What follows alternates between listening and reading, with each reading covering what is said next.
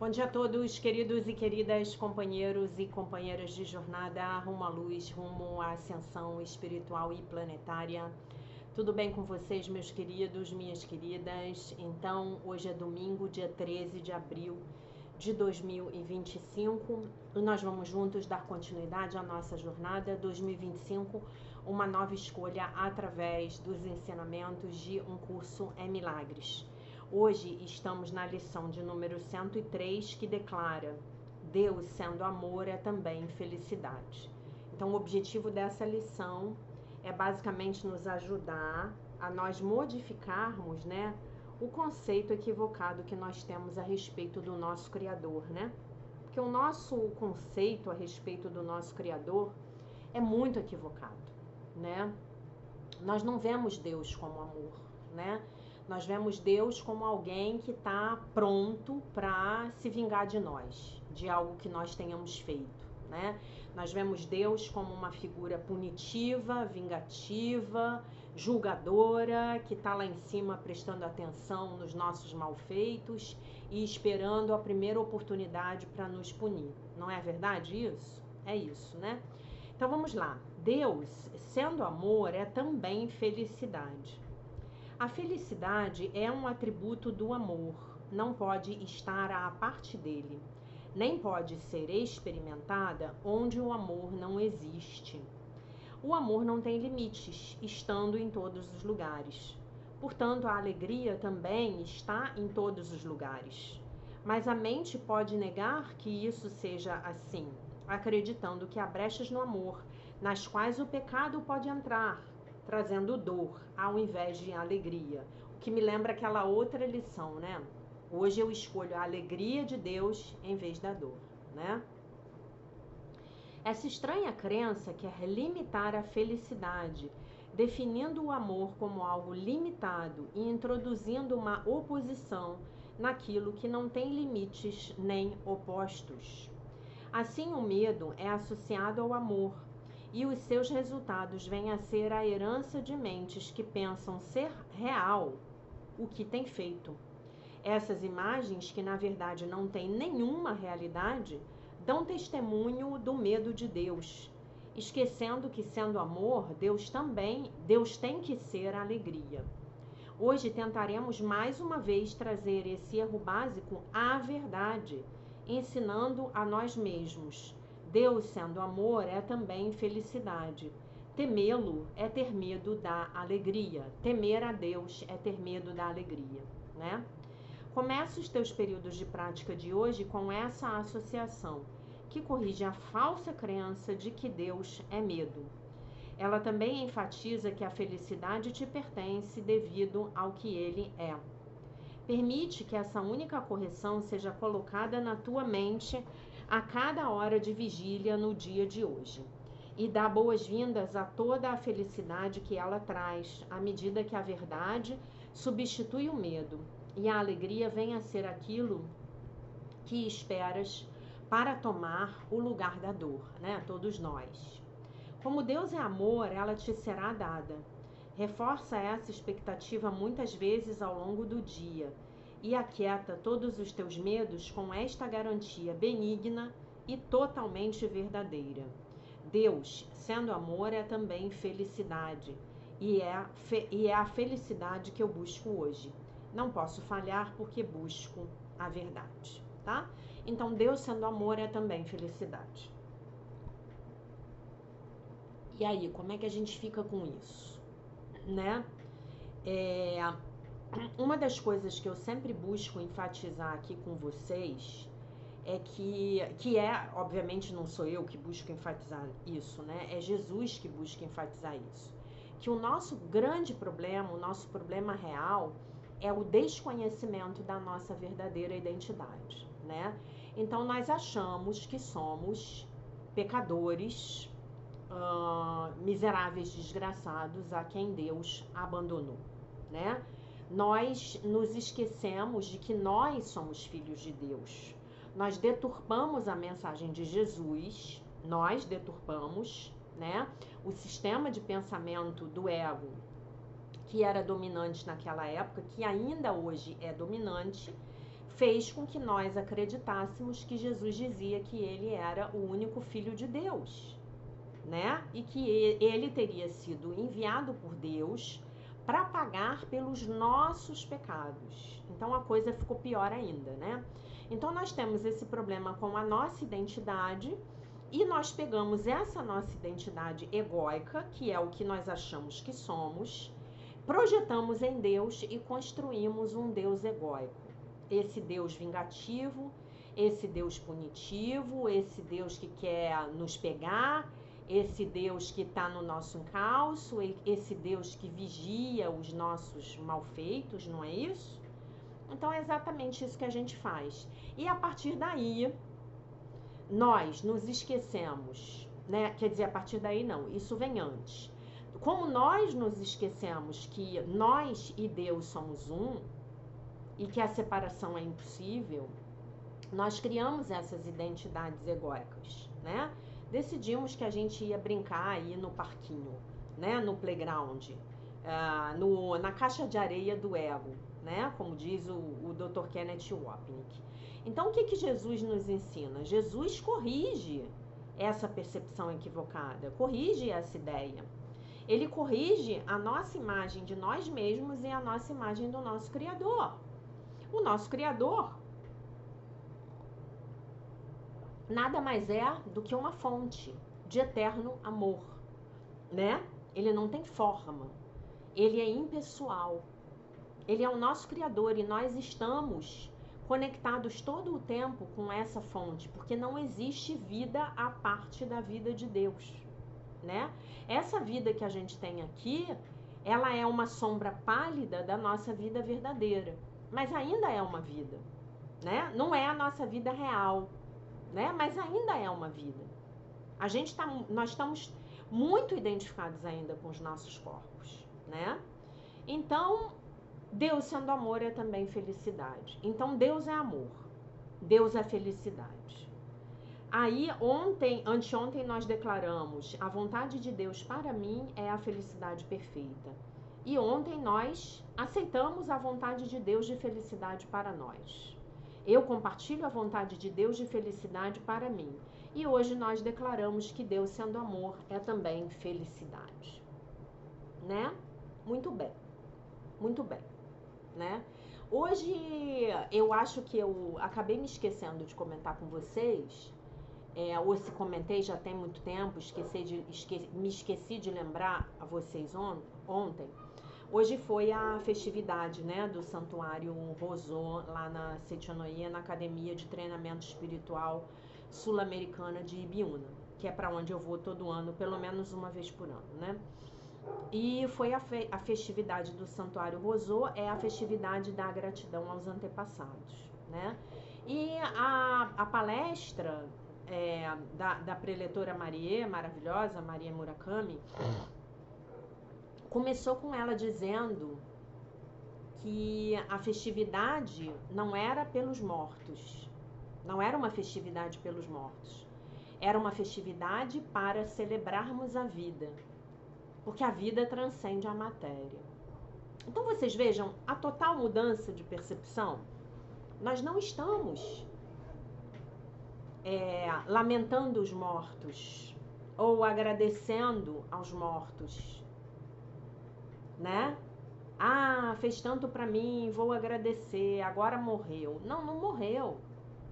Nós passamos a manhã inteira hoje, né? Eu online, porque eu não fui para lá. É muito complicado ir para lá na festividade do Santuário Roseau, porque você não pode ficar na academia, né? Não é um seminário de gratidão aos antepassados. É uma festividade que começa de manhã e dura 3h30, 4 horas, né? E então nós estávamos celebrando a vida dos nossos antepassados, que ou estão no plano espiritual ou até já podem ter reencarnado. Então nós estamos celebrando e agradecendo àqueles que vieram antes de nós e que nos deixaram um legado material, um legado de conhecimento, um legado de virtudes, um legado de desafios, um legado de percepções corretas. verdadeiras, um legado de percepções equivocadas. E nós entendemos que nós somos a continuação da vida dos nossos antepassados. Então, se hoje nós estamos aqui nessa jornada, buscando a correção das nossas mentes, nós estamos, por consequência, corrigindo, contribuindo para a correção das mentes dos nossos antepassados, né? E é sempre interessante observar o que acontece, né? E eu hoje, fazendo a minha prática, orando a minha sutra, eu senti claramente a presença dos meus antepassados lá, recebendo essa celebração. Eu senti a gratidão, mas eu senti uma outra coisa também, gente. Eu senti muita dor sendo dissolvida lá. Muita dor. Eu senti muita dor. Esses corpos de dor, sobre os quais a gente já falou aqui, que são a expressão emocional do sistema de pensamento do ego. Eu senti essa dor sendo dissolvida lá. Realmente senti, né? E é o meu presente para eles. E é o presente deles para mim, porque quando eles ficam bem, eles emanam para mim vibrações de luz. Ah, então você faz por isso? Eu faço por isso também, mas não só por isso. Porque eu sou tão afortunada na minha vida, né? Os meus antepassados me deixaram um legado de coisas tão maravilhosas, me deixaram um legado de valores, né? De virtudes, de desafios. Às vezes não é fácil tentar buscar essas soluções, mas quando a gente consegue é extremamente gratificante. Quando a gente consegue quebrar um padrão que veio lá dos teus antepassados, dos nossos antepassados, melhor dizendo, é extremamente gratificante, né? E aí a gente está agora na parte da nossa jornada falando da vida profissional e da vida material. E uma coisa que eu aprendi em vários estudos que eu faço, que dizem a mesma coisa, no Theta Healing se diz isso, no Access Consciousness se diz isso, nós temos um teto de sucesso que nós podemos alcançar. O próprio Bert Hellinger da constelação familiar, ele dizia isso. A Sechonoye diz isso, né? Nós temos um teto de sucesso material, afetivo relacional, né? De saúde, de bem-estar, de boa vida. Nós temos um teto e esse teto normalmente está relacionado com o máximo nível de felicidade que os nossos antepassados alcançaram. Então, quanto mais os teus antepassados possam ter prosperado, enriquecido, sido felizes, eles se realizaram no amor, eles tiveram bons casamentos, boas uniões, foram férteis, foram abundantes, mais você se permite isso. E o contrário também é verdade. Quanto menos eles obtiveram isso nas vidas deles, menos você obtém, né? O Bert Hellinger, ele criou toda uma teoria de constelação sistêmica, para explicar tudo isso, né? As nossas dívidas emocionais com os nossos antepassados. Às vezes até antepassados que a gente não sabe nada da vida deles, né? Às vezes a gente não sabe nada da vida deles. O que aconteceu com aquele meu antepassado? Ele morreu atropelado por um carro quando eu tinha 14 anos. Talvez eu esteja aqui reverberando na minha vida uma culpa inconsciente porque esse antepassado teve esse destino trágico, né? Então, se a gente vai falar de novas escolhas nas nossas vidas, nós temos que falar dessa possibilidade de nos autorizarmos, de nos permitirmos a fazer essas novas escolhas. A gente falou disso na live de domingo, um pouco, né? Lembrando que hoje à noite a gente tem o último item do capítulo 9 na nossa live de domingo. Hoje à noite o item 9.8, eu acho, grandeza versus grandiosidade. Vamos falar da grandeza do Espírito Santo versus a grandiosidade do ego, a grandeza do ser real, né? Melhor dizendo. Então, Então vejam bem, nós temos esse teto de sucesso. E aí você tenta passar desse teto e você não consegue. Por quê? Por quê? Porque você herdou nesse nível genético de crença, como a gente aprende lá no Theta Healing, essas crenças, esses julgamentos, esses pontos de vista fixos que te limitam e que não te servem mais. Mas, como a gente já falou aqui um monte de vezes, em todas as nossas lives de cura entre gerações, domingo que vem eu vou ver se faço mais uma. Eu optei por terminar hoje o capítulo 9, até porque como hoje já foi a festividade do Santuário Roso, eu mandei meus registros espirituais, vários alunos me pediram para mandar os registros por eles, dos familiares deles. Então nossos antepassados hoje já receberam muita luz, né? Mas assim,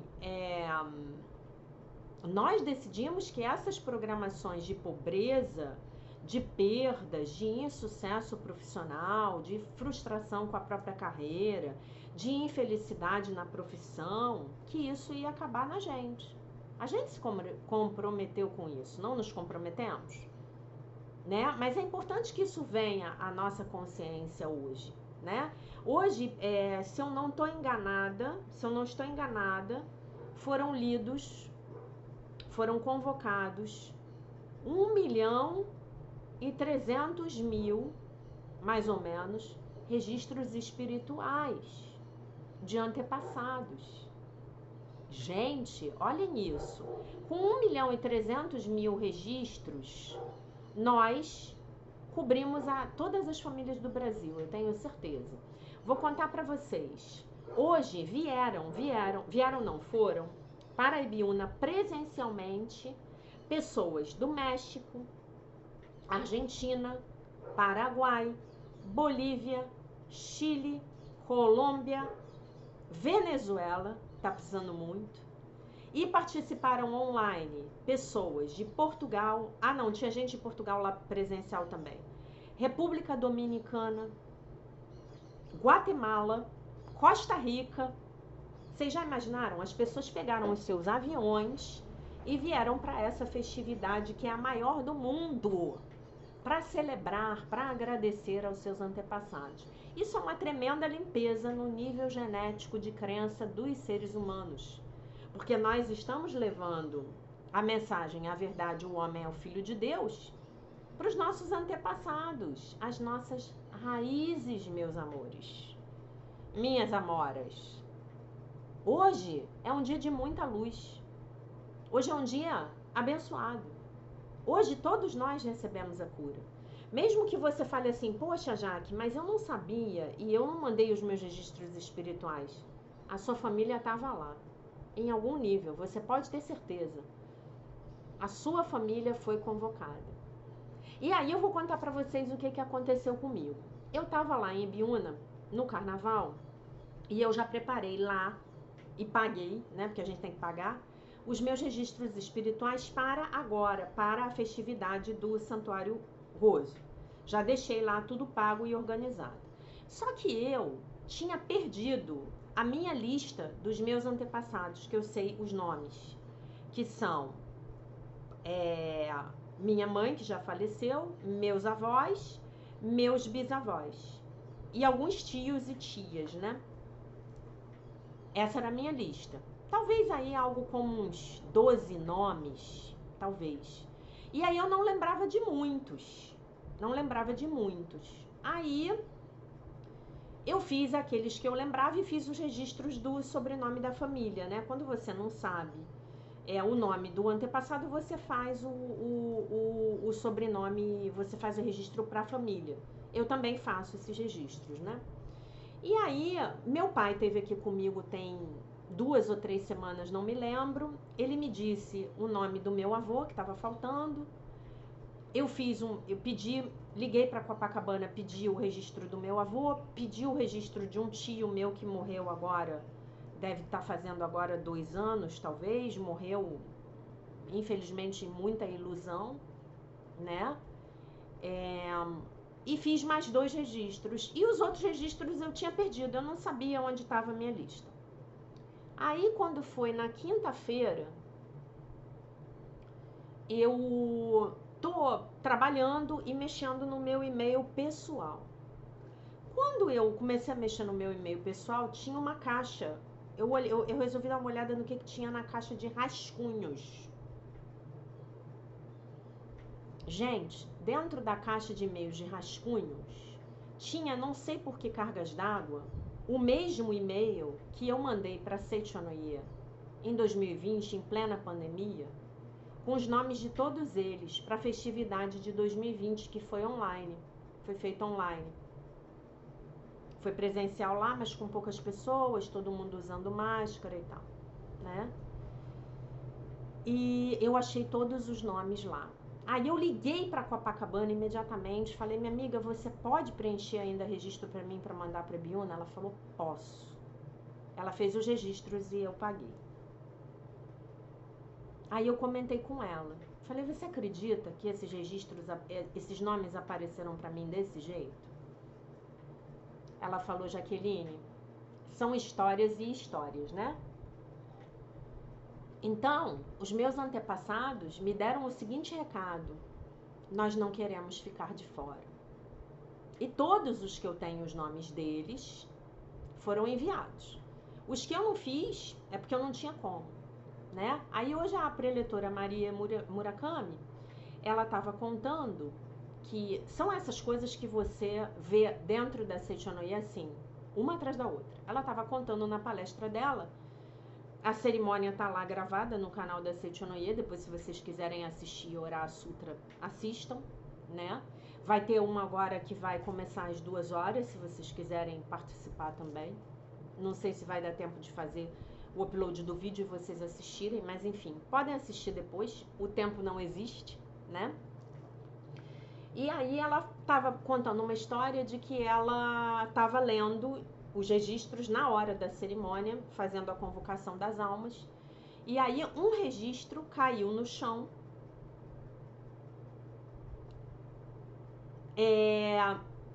atrás dela.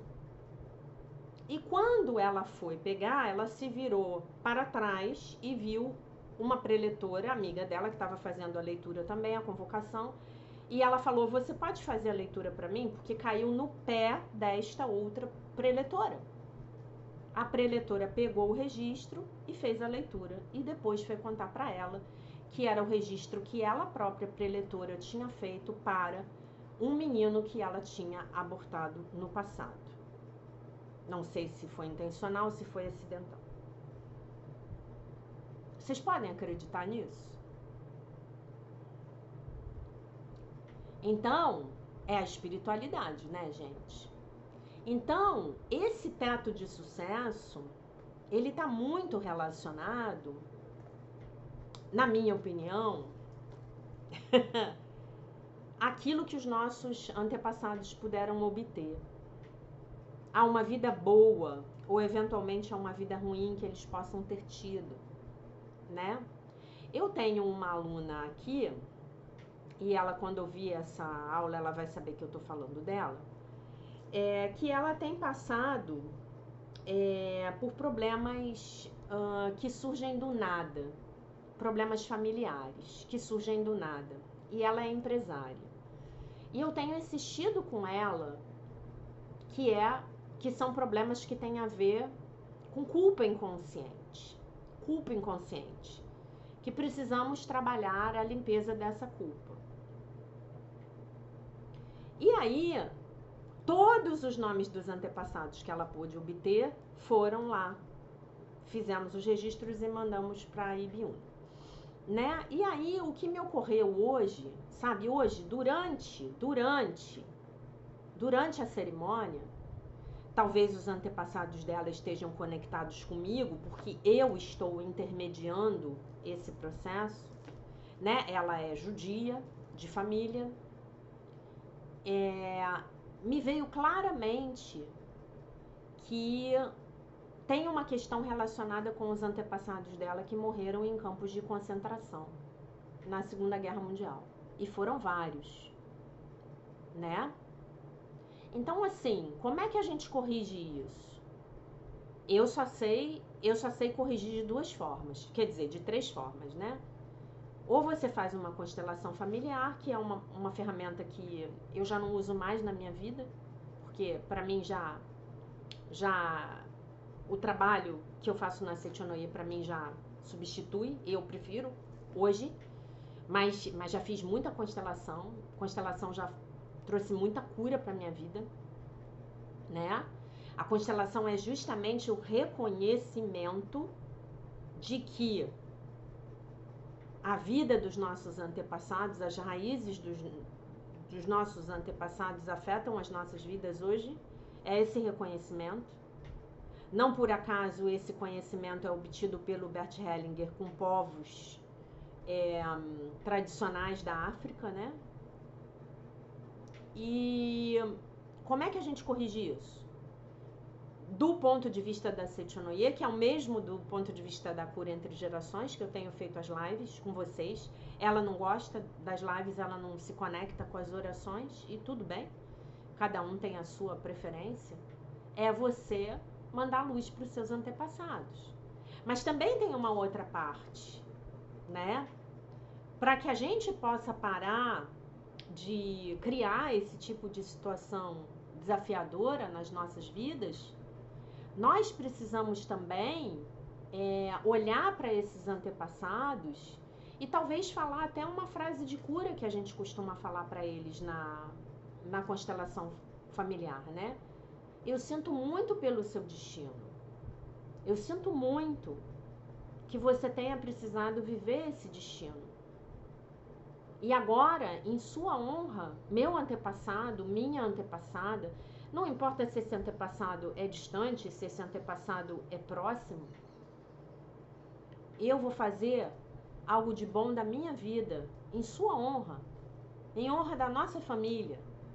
Eu vou deixar um legado bonito para essa família, para esse nome que nos une. Nós somos todos parte desse mesmo clã. E no fim das contas, somos todos parte de uma única filiação. A raça humana, é isso que o curso nos ensina, né? E é isso. Eu sinto muito, eu lamento pelo seu destino. Eu oro para que você fique bem. Eu oro para que a lição que era necessária, que foi necessária, né? Esse aprendizado em algum nível foi necessário. É horrível, né? Mas foi, porque aconteceu, né? Para que esse aprendizado hoje, ele possa se dar na tua alma através do amor e não mais através da dor, né? Né? Vocês entendem? Isso precisa ser muito limpo, né? Eu vejo uma marca muito profunda de dor no povo judeu que ainda precisa ser limpa, de culpa que ainda precisa ser limpa, para que se possa parar de atrair tanto sofrimento, né? Mas é óbvio que isso que eu tô falando para vocês não vale aqui só para minha aluna que teve antepassados que morreram nos campos de concentração. Provavelmente todos os judeus que estão aqui no Brasil, todos os judeus que vivem hoje no mundo, eles têm antepassados que morreram nos campos de concentração. Porque foram milhões, não foram milhares, foram milhões de judeus que foram exterminados em campos de concentração. Não é mesmo? E eu acho que talvez, não sei, hoje eu acho que esses antepassados dela me mostraram isso, né? Que ainda tem uma dor muito profunda ali, ainda tem um registro negativo que ainda precisa de um pouco mais de limpeza. E que devido a esse coração maravilhoso, amoroso, compassivo dessa mulher, que hoje é minha aluna, que hoje é uma judia que estuda um curso em milagres, ela está tentando limpar isso. Mas ela está tentando limpar, claro que isso tudo é inconsciente, de uma forma equivocada. Porque hoje nós sabemos, porque Jesus nos traz essa mensagem no curso, nós sabemos que nós podemos aprender e dissolver essa culpa inconsciente nas nossas mentes através do amor. Não precisa mais ser através da dor, né? Então essa era um pouco a mensagem que eu queria deixar para vocês hoje. Para mim é muito difícil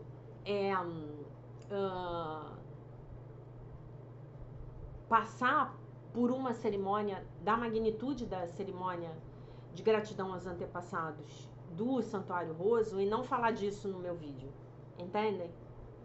É muito forte,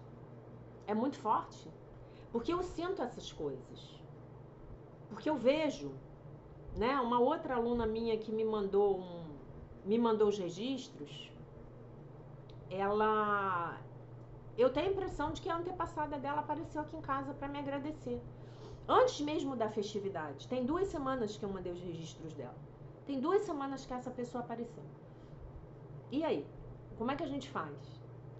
Né? Nós nos limitamos a agradecer por termos a oportunidade de estarmos sendo esse canal de cura e de luz para os nossos antepassados e para os antepassados daquelas pessoas a quem a gente ama, né? É isso. Bom, antes que eu me esqueça, eu vou ler o texto do dia 13 de abril. Olha a sincronicidade. Deus sendo amor é também felicidade. Deus sendo amor é também felicidade. Temê-lo é ter medo da alegria. Deus sendo amor é também felicidade, e é a felicidade que eu busco hoje. Não posso falhar porque busco a verdade. O texto do dia 13 de abril é intitulado Alegria. Uma das proibições que muitos de nós aprendemos na infância é uma regra que não é dita. Não se divirta, nem goze a vida. Essa regra cria mártires, gente que não se deixa envolver na alegria de viver o dia a dia. Muitos de nós associamos o sofrimento com alguma espécie de santidade. Se associarmos isso à codependência, passaremos o dia nos sentindo ansiosos, culpados, miseráveis e deprimidos. Ou podemos permitir-nos passar aquele mesmo dia nos sentindo bem. Quando nos recuperamos, eventualmente aprendemos que a escolha é nossa. Há tanto para ser aproveitado em cada dia, e é bom sentirmos-nos bem. Podemos sentir satisfação com o nosso trabalho. Podemos aprender a relaxar sem culpa. Podemos até aprender a nos divertir. Aprenda a divertir-se. Aprenda com dedicação a sentir alegria. Esforce-se ao máximo para aprender a se divertir, assim como aprendeu a se sentir miserável. Esse esforço será recompensado. A alegria se tornará alegria. A vida valerá a pena ser vivida, e a cada dia encontraremos muitos prazeres a serem desfrutados. A oração. Hoje permitirei a mim mesmo desfrutar a vida durante o dia. Então, será que eu me permito? Olhem aqui a história da permissão, da autorização. Será que eu me permito ser feliz? Será que eu me permito ser alegre? Será que eu me permito ter uma boa vida quando os meus antepassados morreram no campo de concentração? Quando os meus antepassados viveram na mais extrema pobreza? Será que eu me dou permissão? Para ter uma vida alegre, para ter uma vida leve, para ter uma vida plena? Se eu ainda não me dou permissão, eu vou aprender a me dar permissão. Por quê? Porque aí eu vou ensinar para os meus descendentes que eles também têm permissão, né? Eu vou ensinar isso para os meus descendentes. A minha professora de Um Curso em Milagres, ela era muito boa nisso, em se permitir ter alegria, prazer e diversão na vida. E ela falava uma coisa pra gente que eu nunca vou me esquecer. Ela tem 3 filhos, 2 que já devem estar adultos e uma menina agora que deve estar com uns 15 anos. E ela falava, o maior presente que você pode dar para os seus filhos é abraçar a vida. É ter prazer na vida, é ser feliz, porque aí você estará ensinando-os e autorizando-os para que eles abracem a vida também. Você vai estar dando permissão para eles, né? E quantas coisas nós gostaríamos de fazer,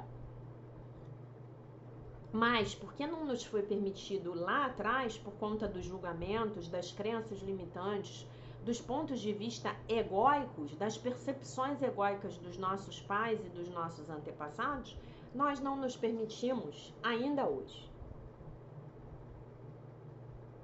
Vocês já pensaram nisso? É isso. É isso.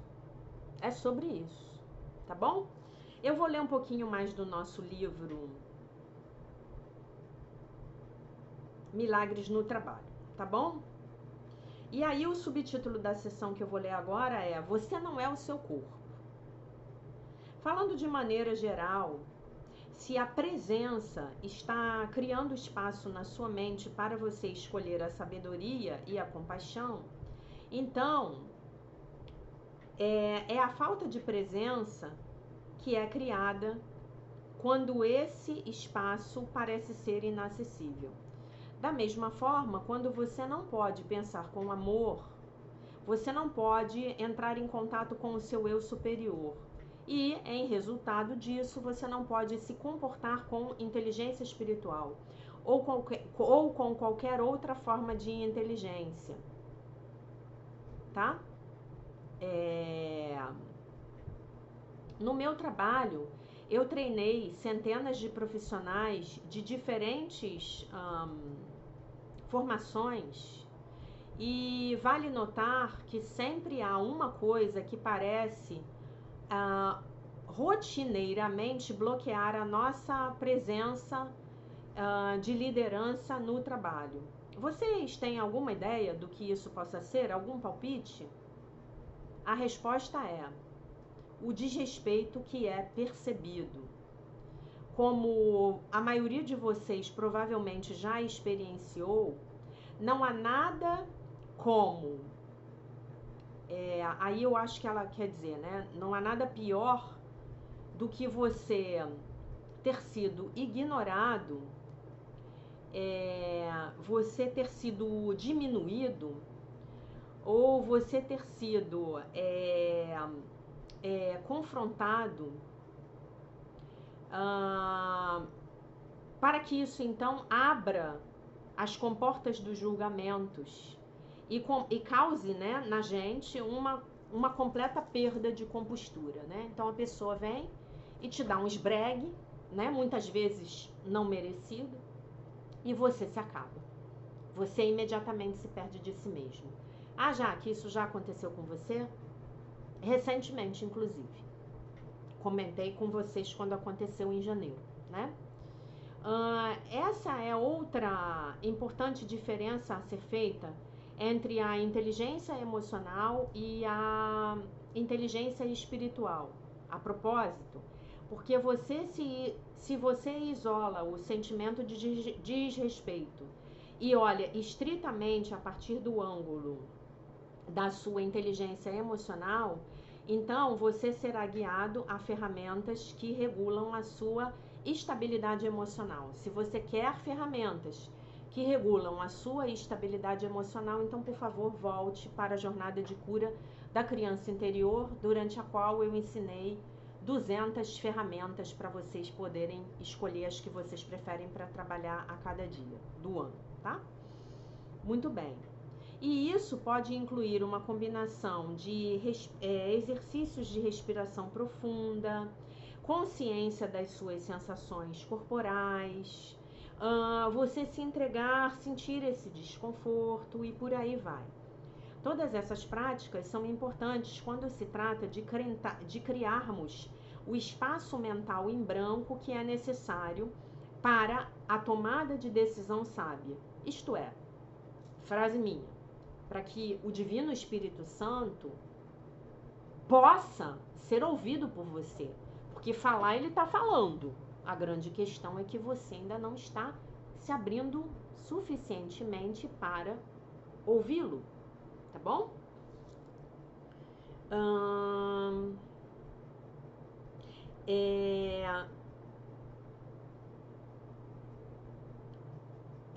Ainda assim, essas práticas elas não vão longe o suficiente para os nossos propósitos, porque elas ainda não penetram no reino da crença.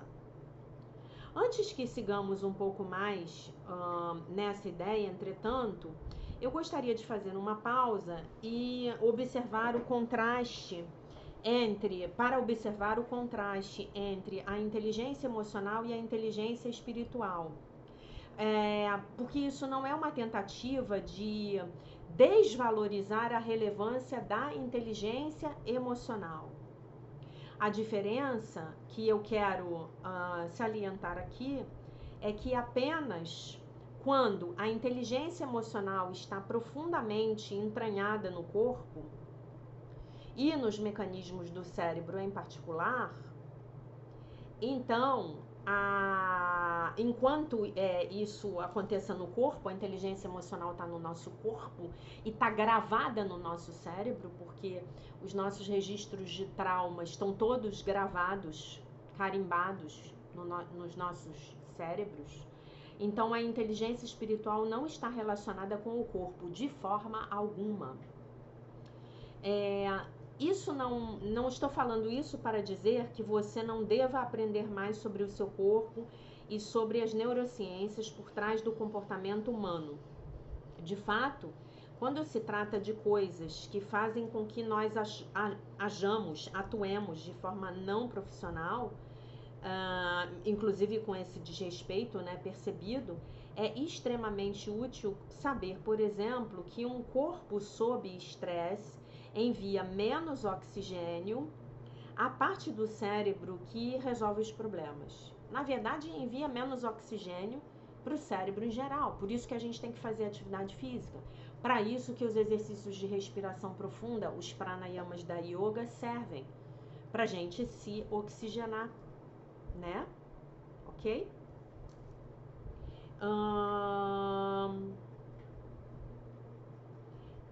Essa é uma explicação biológica que vira completamente o jogo, porque nós tendemos a reagir primeiro e a pensarmos depois. E nós temos que agradecer às neurociências por esse conhecimento. Isso é super importante, né? Por isso que o processo da nossa cura, ele é uma mesa com 4 pés. Tem o pé espiritual, o emocional, o mental e o físico, né? A gente falou muito disso na jornada de cura da criança interior, mas eu acho que vale a pena repetir, né? A forma como eu me alimento, se eu faço atividade física, né? Eu tô 1 semana sem fazer atividade física por causa da virose, né?